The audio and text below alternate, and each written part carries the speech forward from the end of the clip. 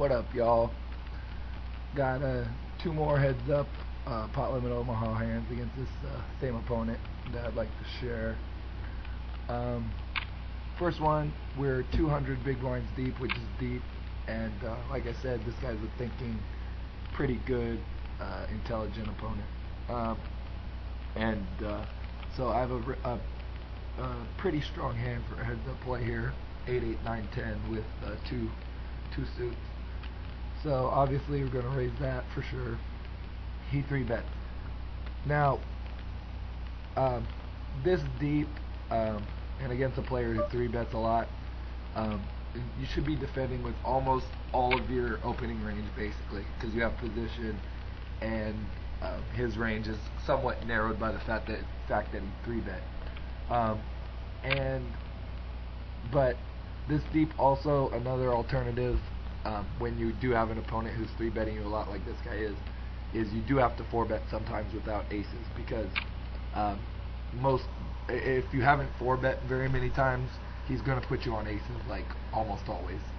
So, which in this case I've been defending against his 3-bets a lot like I should, but I had not called his 4-bets. I had not 4-bet him white very often, if at all. I don't really remember, but or if I had, just a couple times, not very often. Anyways, so in this case, I went ahead and 4-bet. This gives you two. I do it for two reasons basically. One, you represent aces to them, so when the flop comes ace X blank, then they're just going to check fold to you like a very, very high percentage of the time. Two, when you do hit a strong flop, they're not going to put you on your hand. They're going to, like, say you flop a set of eights and they flop top 2 pair. They're going to put you on aces, and then therefore they're going to go broke to you. Say they flop queens and eights on queen 8 and deuce, and you have middle set with a flush draw or something like that. Then they're just going to play a big pot when they really shouldn't. Okay, so I go ahead and 4-bet here. Also, being 200 big blinds deep has the advantage of, if he 5-bets me here, I can still defend against the 5-bet. He'll put in 13, so he can make it 26 more. I have to call 26 more of my 96 with 56 behind and position. With 70 behind and position. So I can easily call a 5-bet here with the type of hand that I have. And with his hand at that point basically being face up as double suited aces of some kind. Okay, this is a perfect flop for doing what I suggested. He's going to give you he's basically, when he just calls the 4-bet when he could have 5-bet, he doesn't have aces and he's giving you credit for aces basically. So you can go ahead and c-bet here your standard amount. You can actually c-bet a little less here. That's a over bet, not really necessary, because if you do have top set on this dry of a board, you're going to make a lower size c-bet generally, and when you are bluffing like this, obviously it saves you more if he decides to just check jam with ace king or something. Oh, he doesn't have it, I shove. But yeah, anyways, c-bet and win 90% of the time. Okay, and one other hand I wanted to go over, I think it was this one. Okay, raise kings with one suit on the button standard. He 3-bets, I just call, which I would do with almost all my hands.